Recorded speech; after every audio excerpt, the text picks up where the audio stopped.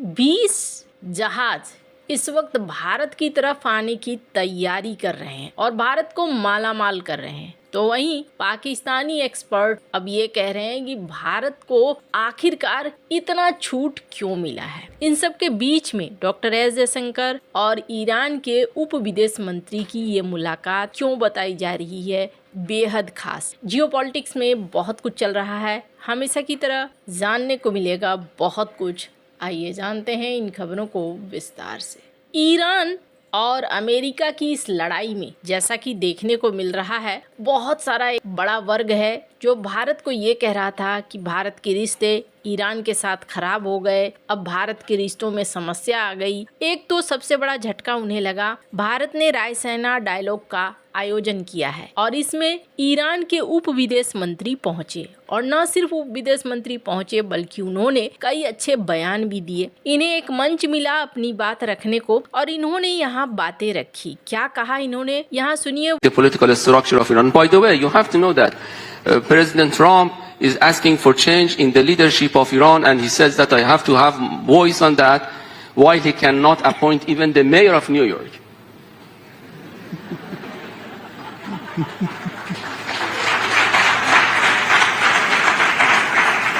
Can you imagine this colonial approach that he would like to see democracy at home, but he would like to topple down a democratically elected president of Iran and assassinating other countries. So this is the past. वो कहते हैं कि regime change करने की कोशिश कर रहा है अमेरिका और कहता है कि ये डेमोक्रेसी है, डेमोक्रेसी की बात करता है और यही वो चाहता है जो न्यूयॉर्क के मेयर को हटाना चाहता है। तो कौन है जो डेमोक्रेसी को मानता है? तो यहाँ पर उन्होंने अपनी बातें रखी और कहा कि अमेरिका यहाँ गलत कर रहा है, हमारे ऊपर कहीं न कहीं थोपने की कोशिश हो रही है इस युद्ध को। और ईरान ने इस बात को भी कथित तौर पर कहा है कि इस युद्ध को लेकर हम आगे बढ़ेंगे और अगर ये लंबा खींचना है तो हम लंबा खींचेंगे। वैसे इनके जो विदेश मंत्री हैं अब्बास अराक्ची, इन्होंने अपने तेवर कम नहीं किए हैं। अराक्ची ने एक इंटरव्यू में ये कहा कि ईरान ने सीज फायर के लिए नहीं कहा है। ईरानी विदेश मंत्री से जब पूछा गया कि क्या उन्हें अमेरिका के जमीनी हमले का डर है, तो उन्होंने कहा कि नहीं,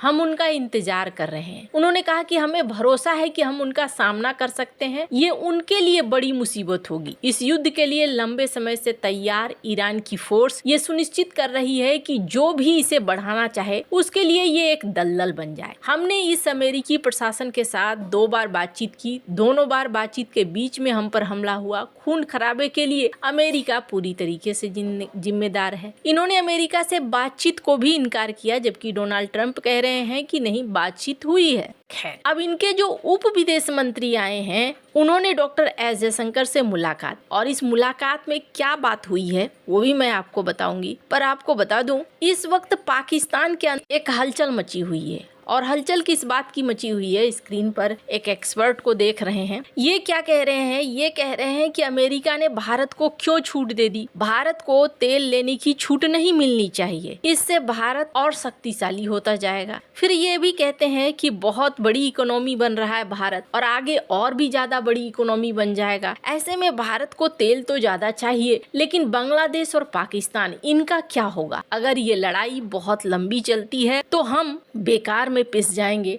और बांग्लादेश पाकिस्तान के एनर्जी के सोर्सेस वैसे हैं नहीं। फिर यहाँ पर एक बड़ा संकट खड़ा हो जाएगा। पश्चिम एशिया में जारी संकट के बीच दुनिया भर में तेल और गैस का संकट खड़ा हो रहा है। ईरान और अमेरिका के बीच जो ये लड़ाई है, इस लड़ाई के बाद कच्चे तेल की कीमत 20% बढ़ चुकी है। स्ट्रेट ऑफ हॉर्मुज से जहाजों की आवाजाही बंद होने से भारत के सामने क्रूड का संकट खड़ा हो गया है। भारत का करीब आधा तेल इसी रास्ते से आता है, लेकिन इस बीच अमेरिका ने भारत को 30 दिन तक रूसी तेल खरीदने की अस्थायी छूट दी है। इससे भारत तत्काल 15 मिलियन बैरल से ज्यादा तेल खरीद सकता है। कहा जा रहा है कि 1.5 करोड़ बैरल से ज्यादा रूसी तेल भारतीय तटों के बेहद करीब है। इससे भारत को तुरंत तेल की कमी पूरी करने का मौका मिल जाएगा। ये तेल अरब सागर और बंगाल की खाड़ी में 1 दर्जन से ज्यादा जहाजों पर लदा है। ये तेल बिका नहीं है या किसी खास बंदरगाह के लिए नहीं चला है। ये तेल 1 हफ्ते या उससे भी कम समय में भारत पहुंच सकता है। साथ ही भारत को 7 मिलियन बैरल और रूसी तेल 1 हफ्ते में मिल जाएगा। ये तेल 8 टैंकरों में लदा हुआ है जो फिलहाल सिंगापुर में है। इतना ही नहीं, भूमध्य सागर स्वेज नहर में कई और टैंकर पूरब की तरफ बढ़ रहे हैं। ये टैंकर 1 महीने से भी कम समय में भारत पहुंच सकते हैं।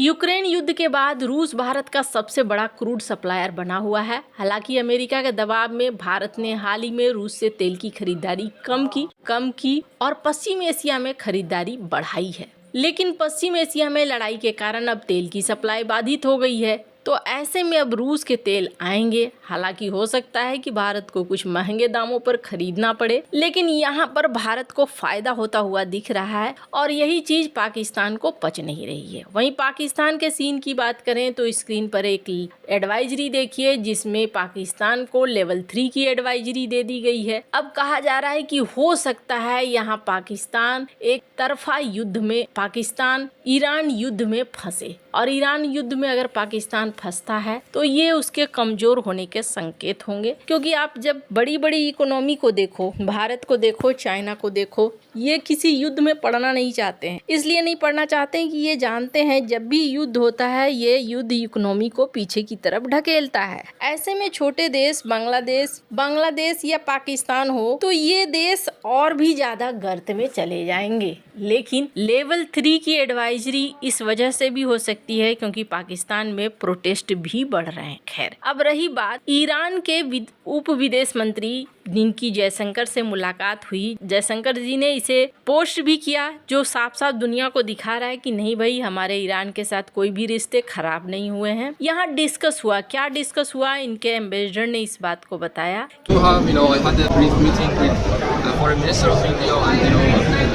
encounter with others.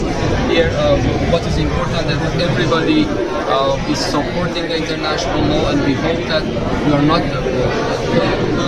cherry-picking international law. Now international law is under attack as well as Iran. Unfortunately, principles of international law has been attacked, and we have to stand together against these atrocities. American, they have assassinated head of another state. If it is the new norm, then no country on earth can actually have diplomatic normal relation with other countries. कि हमने यहाँ discuss किया कि आगे हम कैसे साथ काम कर सकते हैं, साथ रह सकते हैं। जिस तरीके से अमेरिका कर रहा है वो गलत है, और जब गलत है तो गलत में हम किस तरीके से एक दूसरे का साथ दे सकते हैं। जो डिस्कशन है, ये डिस्कशन देखकर भी लग रहा है कि दोनों बहुत टेंस माहौल में डिस्कस कर रहे हैं। खैर, इस युद्ध का परिणाम बहुत कुछ निर्भर करेगा कि आगे का माहौल क्या होता है। लेकिन मैं आपको बता दूं, ये युद्ध तुरंत समाप्त होने वाला नहीं है। ये युद्ध लंबा खींचेगा और हो सकता है कि इस युद्ध के खींचते खींचते रूस का युद्ध समाप्त हो जाए और खाड़ी देशों का युद्ध लंबा चले, जिस तरीके से ईरान कर रहा है। ऐसे में तो ऐसा ही लग रहा है, पर भारत के लिए अभी फिलहाल एनर्जी सप्लाई सुनिश्चित होना बहुत ज्यादा जरूरी थी और ये सुरक्षित हो गया है। आपको क्या लगता है इन सब मामले में, आपकी क्या राय है, कमेंट कर जरूर बताएं। जल्द मिलते हैं अगले वीडियो में नई खबर के साथ।